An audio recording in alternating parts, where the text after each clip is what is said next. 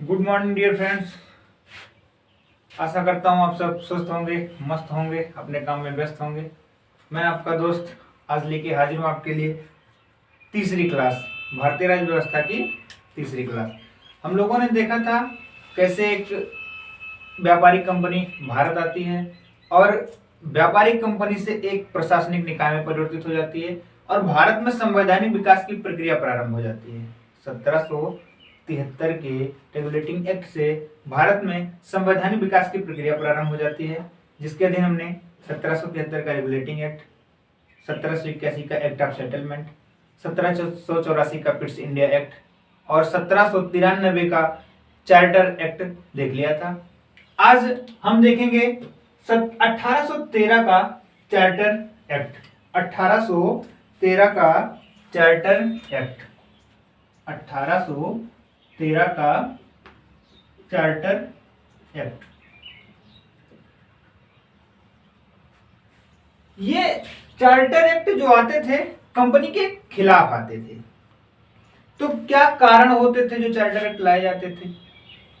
अब अगर कभी यूपीपीसीएस का या यूपीएससी का मेंस लिख रहे होंगे तो उसमें एक क्वेश्चन पूछ सकता है कि चार्टर कंपनी के विरुद्ध लाए गए चार्टर एक्ट की विवेचना कीजिए। कंपनी के लिए लाए गए चार्टर एक्ट की विवेचना कीजिए। अब विवेचना में आपको कारण भी बताना पड़ेगा कि चार्टर एक्ट क्यों लाए गए, चार्टर एक्ट क्यों लाए गए। तो उसके कुछ खास कारण थे। कारण क्या था? जैसे हमने आपको बताया कि जब 1773 का रेगुलेटिंग एक्ट लेके आया गया तो उसमें आपने देखा था कि कैसे कंपनी के जो अधिकारी थे वो निजी व्यापार को प्रोत्साहन मतलब निजी व्यापार को करने लगे थे, जिससे उनका निजी लाभ होने लगा था। कंपनी घाटे में जाने लगी थी और कंपनी के घाटे में जाने की वजह से जो ब्रिटेन की सरकार थी उसको लाभ नहीं हो रहा था, जिसकी वजह से वहां की संसद ने कंपनी पे नियंत्रण करने के लिए एक एक्ट लेके आया जिसको 1773 का रेगुलेटिंग एक्ट कहा गया। बाद में जब 1813 तक, 1793 तक तो कंपनी को एकाधिकार प्राप्त था। 1793 में लास्ट बार 20 साल का एकाधिकार और दिया गया उसको, कमर्शियल मोनोपोली और एडमिनिस्ट्रेशन के लिए भी मोनोपोली दे दी गई। लेकिन 1813 में क्या हुआ? 1813 में यूरोप की स्थिति कुछ अजीब हो चुकी थी। अजीब का मतलब यूरोप में नेपोलियन का अलग से एक बोलबाला था। नेपोलियन हस्तक्षेप का सिद्धांत लागू कर चुका था, महाद्वीपीय सिद्धांत लागू कर चुका था, जिसकी वजह से नेपोलियन का एक अलग ही बोलबाला चल रहा था। अब हुआ क्या, जो ब्रिटेन के व्यापारी थे उनका यूरोप में व्यापार करना प्रतिबंधित हो गया। ब्रिटेन के व्यापारी थे वो यूरोप में व्यापार करना उनका प्रतिबंधित हो गया। अब उनको भागना किधर पड़ा? पूरब की ओर। पूरब में मोनोपोली लेके बैठी थी ईस्ट इंडिया कंपनी। तो जो ब्रिटेन था वहां पे ईस्ट इंडिया कंपनी के एकाधिकार को समाप्त करने की मांग उठने लगी। पहला पॉइंट आप देखेंगे कि ब्रिटेन में ईस्ट इंडिया कंपनी के व्यापारिक एकाधिकार को समाप्त करने की मांग उठने लगी। एक तो मेन कारण ये हो गया। दूसरा मुख्य रीजन ये था कि जो ईस्ट इंडिया कंपनी थी वो भारत में व्यापारिक और प्रशासनिक दोनों मामले देख रही थी और दोनों मामलों का क्षेत्र बहुत विशाल था। क्षेत्र विशाल होने की वजह से दोनों मामलों पे उसको संभालना मुश्किल हो रहा था, जिससे भारत में अशांति फैल रही थी। इन सभी परिस्थितियों को देखते हुए 1813 के अधिनियम में जो कंपनी का व्यापारिक एकाधिकार था पूर्णतः तो बैन नहीं लगाया गया उस पर, लेकिन व्यापारिक एकाधिकार समाप्त कर दिया गया। परंतु चाय और चीनी के साथ व्यापार बना रहा। चीनी का मतलब हुआ चीन के साथ, क्योंकि जो ब्रिटिश ईस्ट इंडिया कंपनी थी वो चीन से अफीम और सोना का व्यापार करती थी और पूर्वोत्तर एरिया से चाय का व्यापार करती थी। तो चाय और चीनी पे व्यापारिक एकाधिकार बना रहा। तो हम देखते हैं 1800 चार्टर एक्ट के आने का मेन कारण क्या था। तो अगर हम यहाँ पे पहला कारण देखें, कारण क्या था, तो कारण में हम देख सकते हैं कि ब्रिटेन के व्यापारी वर्ग द्वारा ब्रिटेन में एकाधिकार को समाप्त करने की मांग होने लगी। एकाधिकार को समाप्त करने की मांग होने लगी।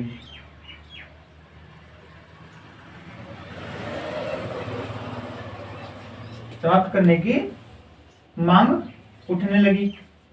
क्यों उठी? क्योंकि आपने देखा कि नेपोलियन ने हस्तक्षेप का सिद्धांत लागू कर दिया था, महाद्वीपीय सिद्धांत लागू कर दिया था, जिसकी वजह से जो ब्रिटेन के व्यापारी वर्ग थे वो उनके लिए यूरोप में व्यापार का मार्ग बंद हो चुका था। तो दूसरा कारण क्या था? नेपोलियन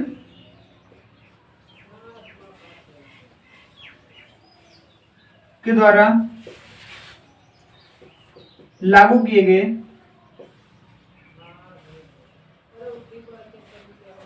हस्तक्षेप के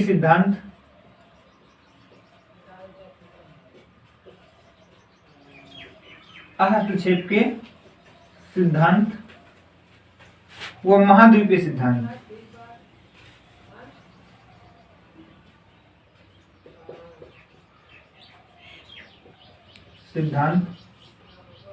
के कारण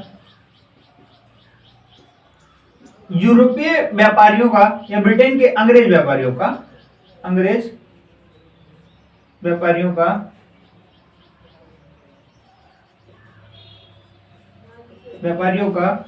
यूरोप में व्यापार करना प्रतिबंधित हो गया। यूरोप में व्यापार करना प्रतिबंधित हो गया।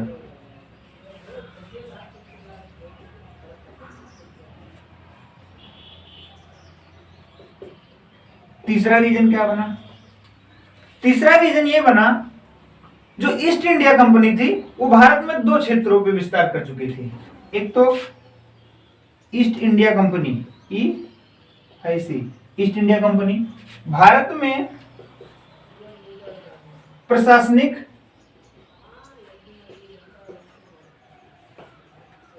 व व्यापारिक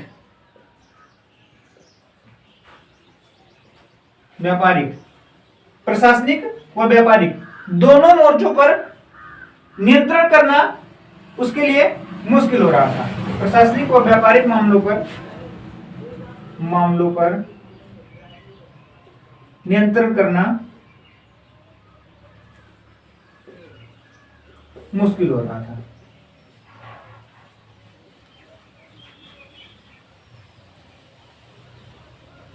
तो ऐसे में ब्रिटेन की संसद ने क्या किया? ऐसे में ब्रिटेन की संसद ने एक नियम लेके आया। ब्रिटेन की संसद के द्वारा एक नियम लाया गया जिसे 1813 का चार्टर एक्ट कहा गया। अब इस चार्टर एक्ट में कंपनी के लिए क्या प्रावधान किए गए, तो इस प्रावधान को हम देखते हैं कि कंपनी के लिए कौन कौन से प्रावधान किए गए। तो कंपनी के लिए 1813 के चार्टर एक्ट में कौन कौन से प्रावधान किए गए ये हम देखते हैं।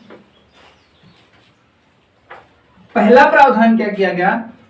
जो ईस्ट इंडिया कंपनी की व्यापारिक एकाधिकार था, ईस्ट इंडिया कंपनी का व्यापारिक एकाधिकार था, उसे समाप्त कर दिया गया।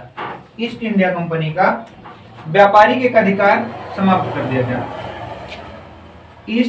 पहले हम देखते हैं प्रावधान क्या क्या किए गए। प्रावधान क्या क्या किए गए? तो ईस्ट इंडिया कंपनी का जो व्यापारिक एकाधिकार था उसको समाप्त कर दिया गया। ईस्ट इंडिया कंपनी का व्यापारिक एकाधिकार समाप्त कर दिया गया। लेकिन पूर्णतः समाप्त नहीं किया गया। ईस्ट इंडिया कंपनी का व्यापारिक एकाधिकार पूर्णतः समाप्त नहीं किया गया। तो क्या किया गया? क्या किया गया? चाय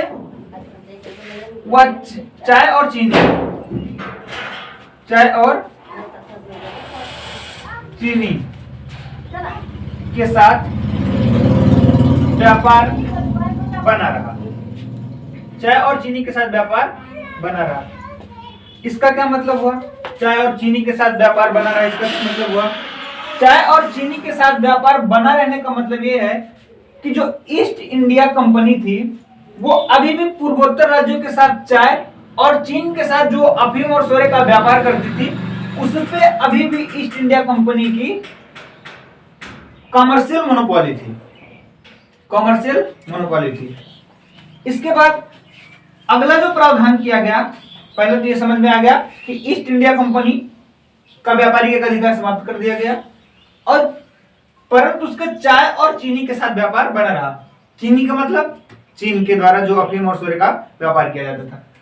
अगला, अब यहां से आप देखोगे जब इसका व्यापारिक एकाधिकार समाप्त कर दिया गया तो ब्रिटेन की और कंपनियां भारत में आने लगेंगी। अर्थात हम कह सकते हैं जो दूसरा इसमें मेन प्रावधान किया गया, अंग्रेजी व्यापारियों को भारत आने की अनुमति प्रदान की गई। अंग्रेज व्यापारियों को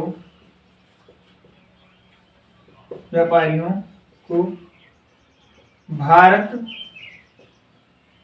आने की अनुमति प्रदान की गई। अनुमति प्रदान की गई।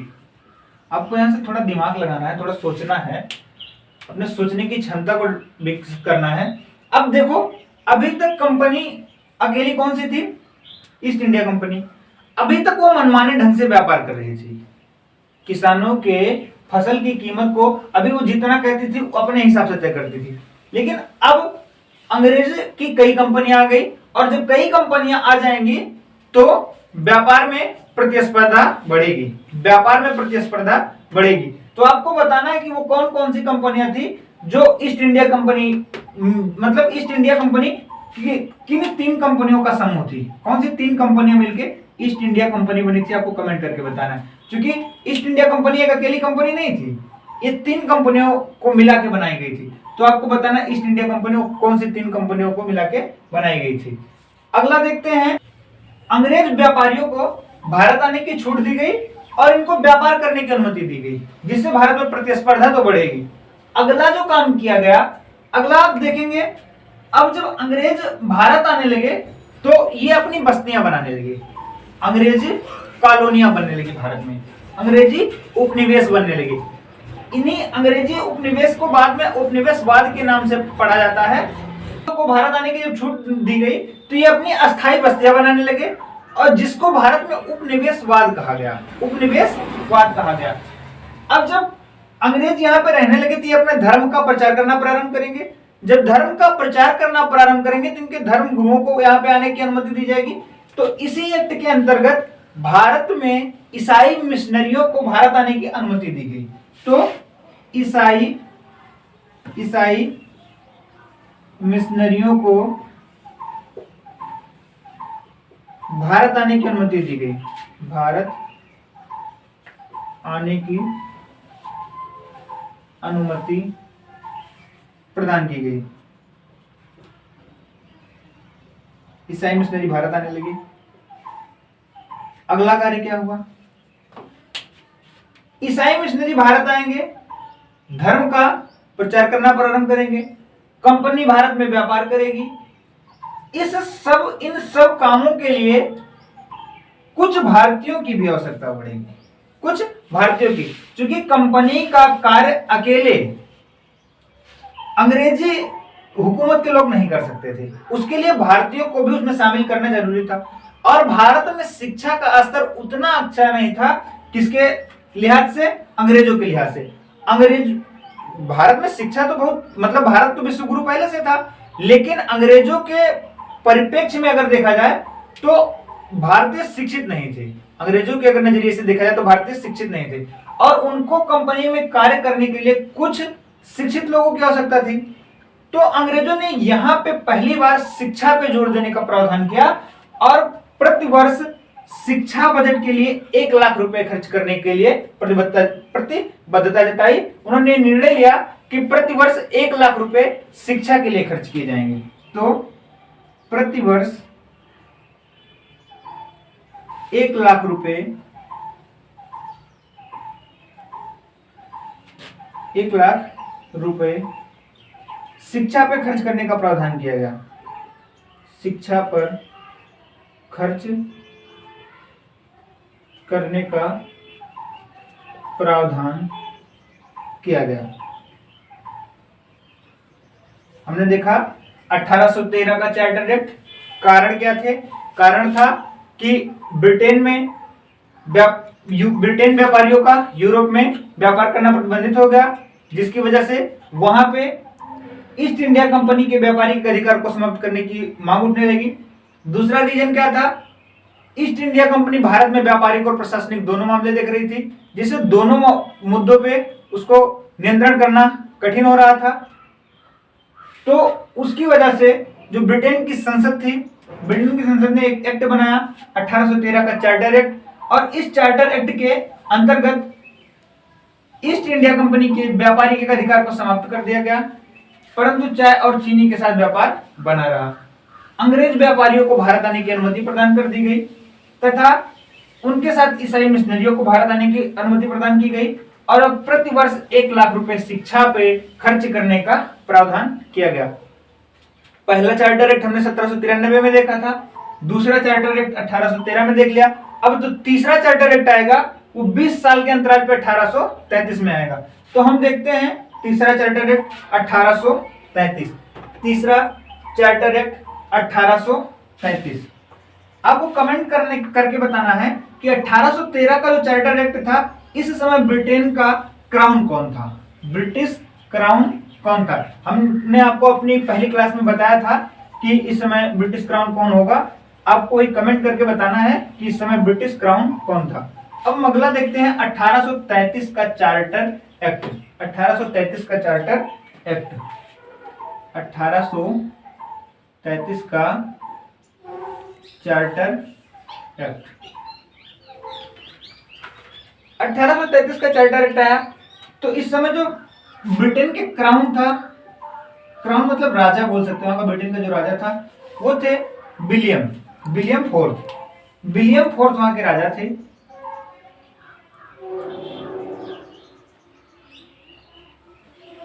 William fourth.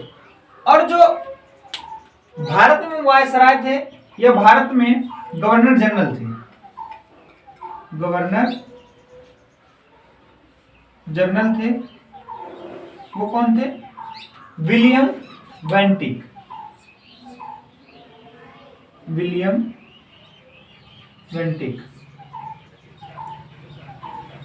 William Bentinck. 1833 के चार्टर एक्ट को एक और नाम से जानते हैं, इसको बोलते हैं saint Helena act. Saint Helena act.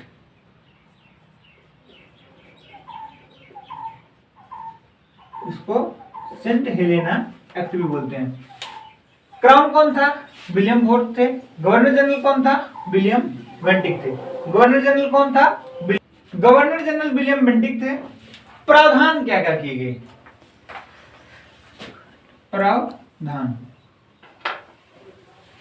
अभी आपने देखा था 1833 का जो चार्टर एक्ट था, 1813 का जो चार्टर एक्ट था, उसमें कंपनी के व्यापारिक एकाधिकार को पूर्णतः समाप्त नहीं किया गया था। पूर्णतः समाप्त नहीं किया गया था। किया क्या गया था? कुछ मामलों में समाप्त कर दिया गया था, लेकिन चाय और चीनी के साथ व्यापार बना था।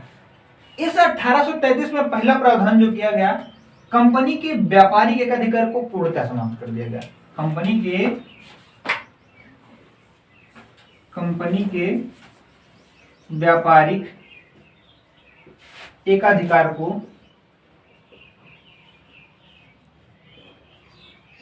पूर्णतः समाप्त कर दिया गया। पूर्णतः समाप्त कर दिया गया।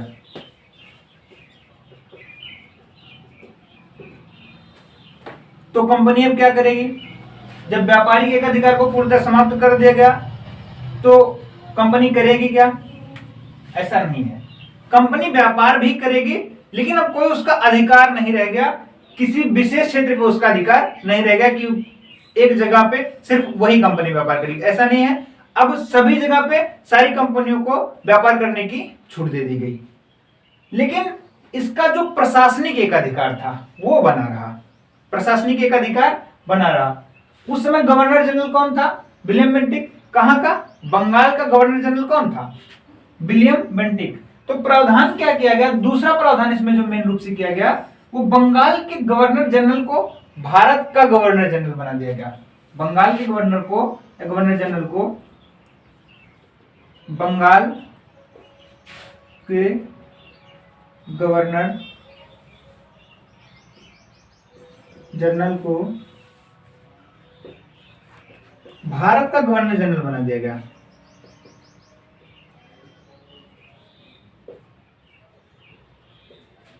गवर्नर जनरल बना दिया गया, मतलब गवर्नर जनरल बना दिया गया। इससे यहां पे एक चीज देखने वाली बात है, ये जो बंगाल का गवर्नर था इसको गवर्नर जनरल कहां का बना दिया गया? भारत का।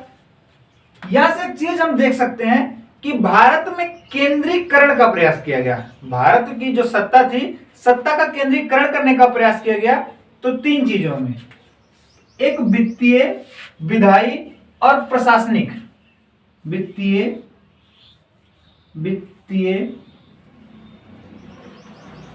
विधायी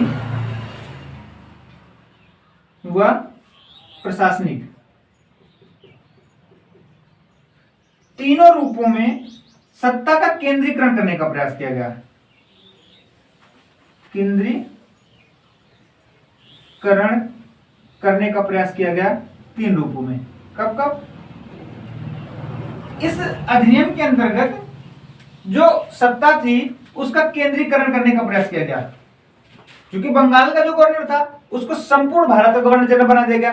अब जब संपूर्ण भारत पे एक ही व्यक्ति का नियंत्रण होगा तो सीधा सा आप देख सकते हो, सीधा सा आप यहां से देख सकते हो कि बंगाल के गवर्नर को संपूर्ण भारत का गवर्नर जनरल बना दिया गया। तो एक व्यक्ति के हाथ में जब सत्ता निहित हो जाए तो सत्ता का क्या हो गया? केंद्रीकरण हो गया। अब तीनों रूपों में, वित्तीय, विधायी और प्रशासनिक। वित्त का मतलब राजस्व से संबंधित है, कानून बनाने से, और प्रशासन से, प्रशासनिक मतलब प्रशासन से। तो इन तीनों को केंद्रीकृत कर दिया गया। मेन प्रावधान तीसरा क्या था? इन तीनों को केंद्रीकृत कर दिया गया। अगला प्रावधान इसमें क्या किया गया? अगला प्रावधान इसमें क्या किया गया हम देखते हैं। केंद्रीकरण करने का प्रयास किया गया वित्तीय, विधायी व प्रशासनिक रूप में। एक आप देख चुके थे कि यहीं से गवर्नर जनरल की जो परिषद थी इसमें एक सदस्य एक्स्ट्रा बढ़ाया गया। चूंकि आपने देखा था 3 कर दिए गए थे, गवर्नर जनरल की परिषद में 3 सदस्य कर दिए गए थे। तो गवर्नर जनरल की कार्यकारिणी परिषद में एक चौथा सदस्य नियुक्त किया गया। गवर्नर जनरल की परिषद में चौथा सदस्य नियुक्त किया गया। सदस्य नियुक्त किया गया। और जो चौथा सदस्य था ये विधि से संबंधित था। विधि से संबंधित था। किससे? विधि से। तो विधि सदस्य के रूप में किसे नियुक्त किया गया? लॉर्ड मैकाले को। लॉर्ड मैकाले को विधि सदस्य के रूप में नियुक्त किया गया। आपने देखा था जब 1773 का रेगुलेटिंग एक्ट पढ़े था आप लोगों ने, तो उसमें देखा था कि गवर्नर जनरल की 4 सदस्यों की कार्यकारिणी परिषद बनाई गई थी। उन 4 सदस्यों की कार्यकारिणी परिषद को ईस्ट इंडिया एक्ट के द्वारा उसमें से एक व्यक्ति को निकाल के 3 कर दिया गया था। परंतु 1833 के अधिनियम में गवर्नर जनरल की कार्यकारिणी परिषद में एक चौथा सदस्य नियुक्त किया गया, जिसे किससे किया गया? चौथा सदस्य विधि के रूप में। और इसी विधि सदस्य ने ही, लॉर्ड मैकाले ने ही मैकाले संहिता का निर्माण किया। मैकाले संहिता। और यही मैकाले संहिता भारत में आईपीसी का आधार बनी है। आईपीसी, इंडियन पिनल कोड, जो आईपीसी होती है, CrPC criminal procedure code, IPC Indian penal code, भारतीय दंड संहिता, ये मैकाले संहिता का ही व्यवस्थित रूप है आईपीसी। अब 17 का केंद्रीकरण किया जा रहा है, विधायी रूप से किया गया, प्रशासनिक रूप से किया गया। जब वित्तीय रूप से सत्ता का केंद्रीकरण किया जाएगा तो भारत में एकल बजट का प्रावधान किया जाएगा। किसका? तो संपूर्ण भारत के लिए एकल बजट का प्रावधान किया गया। तो एकल बजट का प्रावधान किया गया, एकल बजट का प्रावधान किया गया। भारत में एकल बजट का प्रावधान किया गया। भारत में एकल बजट का प्रावधान किया गया। 1833 के चार्टर एक्ट की ये प्रमुख बातें थी। आपने देखा क्राउन उस समय विलियम फोर्थ थे, गवर्नर जनरल विलियम बेंटिक थे। कंपनी के व्यापारिक एकाधिकार को पूर्णतः समाप्त कर दिया गया। दूसरा जो प्रावधान किया गया, बंगाल के गवर्नर जनरल को भारत का गवर्नर जनरल बना दिया गया और भारत में सत्ता का केंद्रीकरण करने का प्रयास किया गया, जिसमें वित्तीय और विधायी और प्रशासनिक रूप से सत्ता का केंद्रीकरण किया गया। गवर्नर जनरल की परिषद में चौथा सदस्य विधि के रूप में नियुक्त किया गया। जो चौथा सदस्य था वो लॉर्ड मैकाले थे। लॉर्ड मैकाले ने मैकाले संहिता का निर्माण किया, जो भारत में आईपीसी का आधार बनी, जो भारत में आईपीसी का आधार बनी। भारत के लिए एकल बजट का प्रावधान किया गया। भारत के लिए एकल बजट का प्रावधान किया गया। तो विलियम बेंटिक ने राजा राम मोहन राय के साथ मिलकर ही 1829 में विलियम बेंटिक ने ही 1829 में भारत में सती प्रथा का अंत किया था। या सती प्रथा उन्मूलन कानून लेके आए थे, किसके सहयोग से? राजा राम मोहन राय के सहयोग से सती प्रथा उन्मूलन कानून लेके आए थे।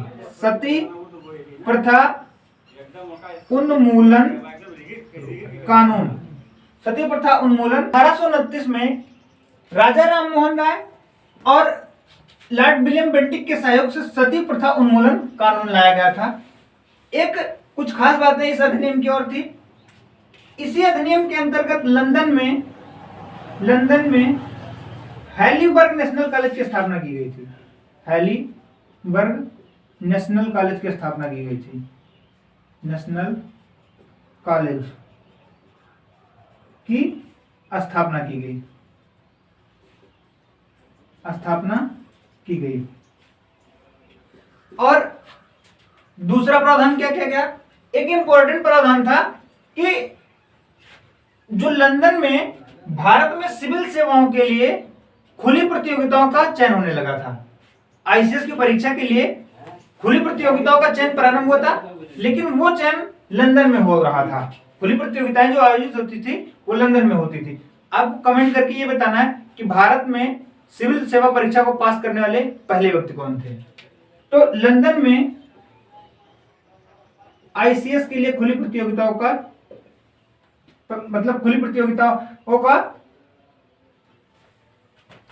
लंदन में आईसीएस के लिए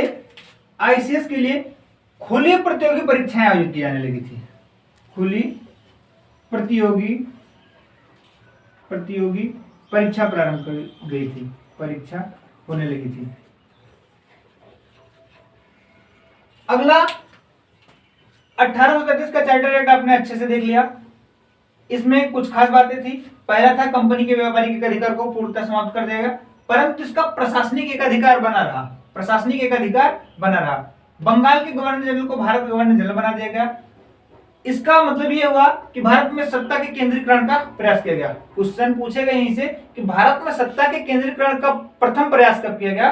तो वो 1833 के चार्टर एक्ट से किया गया।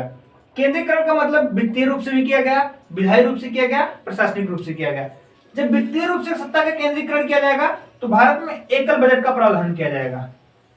विधायी रूप से इसीलिए भारत में गवर्नर जनरल की जो परिषद थी उसमें चौथा सदस्य नियुक्त किया गया, लॉर्ड मैकाले को विधिवेत्ता के रूप में। और मैकाले ने ही मैकाले संहिता का निर्माण किया, जो 1860 में चल के आईपीसी के रूप में परिवर्तित हो गई।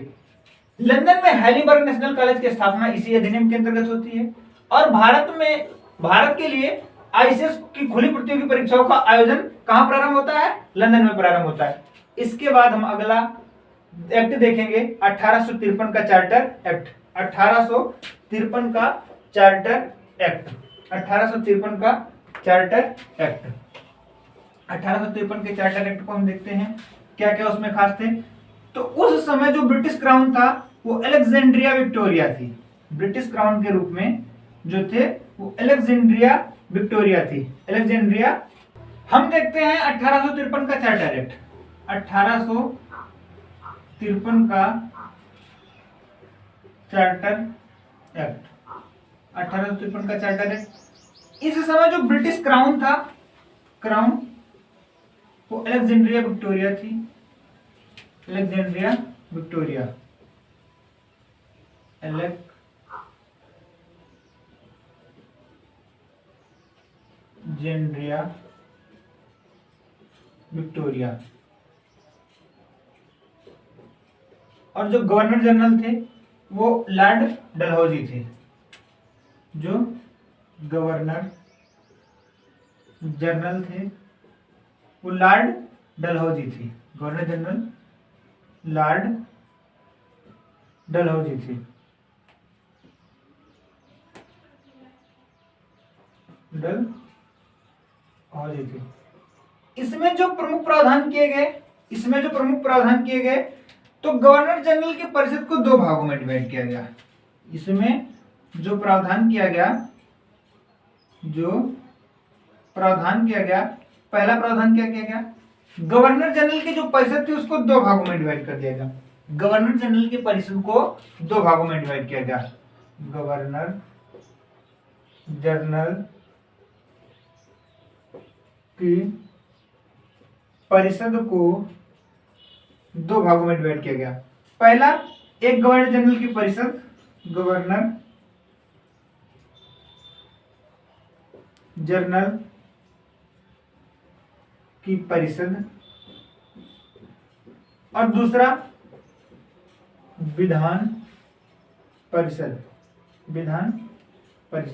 एक गवर्नर जनरल की परिषद, दूसरा विधान परिषद। जो गवर्नर जनरल की परिषद थी इसको दो भागों में डिवाइड किया गया, गवर्नर जनरल की परिषद और विधान परिषद। अब आप देखोगे एक दो रूपों में शासन होना प्रारंभ हुआ, अर्थात भारत में जो संसदीय व्यवस्था का आधार बनता है, यही अधिनियम है जो भारत में संसदीय व्यवस्था का आधार बनता है। तो हम कह सकते हैं 1853 का अधिनियम ही भारत में संसदीय व्यवस्था का आधार बनता है। आधार, यहीं पे पहली बार भारत में संसदीय व्यवस्था की झलक कहां पे दिखाई देती है, 1853 के अधिनियम से। बाकी तो हम जब संविधान निर्माण हुआ तो संसद में संसदीय प्रणाली कहां से ली गई ये सब हम डिस्कस करेंगे आगे चल के, लेकिन यहाँ पे देखते हैं कि भारत में संसदीय व्यवस्था का प्रावधान किया गया। जो अगला प्रावधान था, जो कंपनी का प्रशासनिक एकाधिकार था उसको अनिश्चित काल तक बढ़ा दिया गया। कंपनी के प्रशासनिक एकाधिकार को अनिश्चित काल तक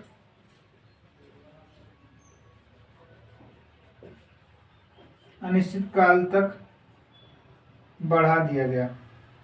अनिश्चित काल तक बढ़ा दिया गया।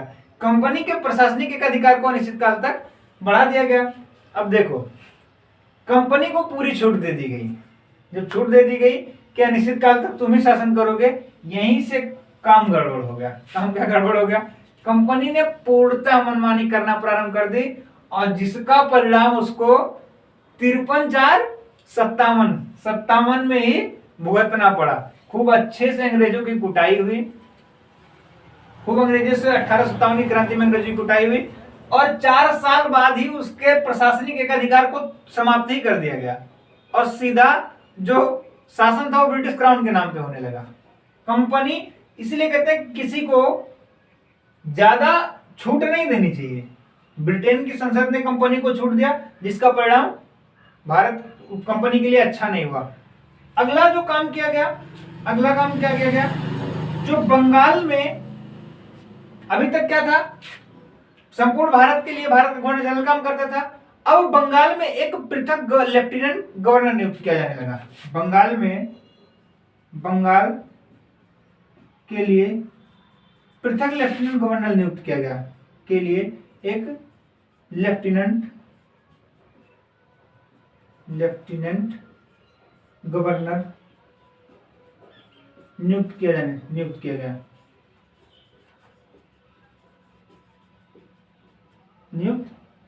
किया गया। 1853 की कुछ खास बातें थी। अब आगे हम देखेंगे 1858 से 1947 तक। कल की क्लास में हम 1858 से आगे बढ़ेंगे। हमने कंपनी के अधीन भारत में शासन का विकास तो संविधान का विकास तो देख लिया। कंपनी के अधीन भारत में शासन का विकास, संवैधानिक विकास देख लिया। हमको अब ब्रिटिश क्राउन के अधीन देखना है। इसको हम अगली क्लास में समझेंगे।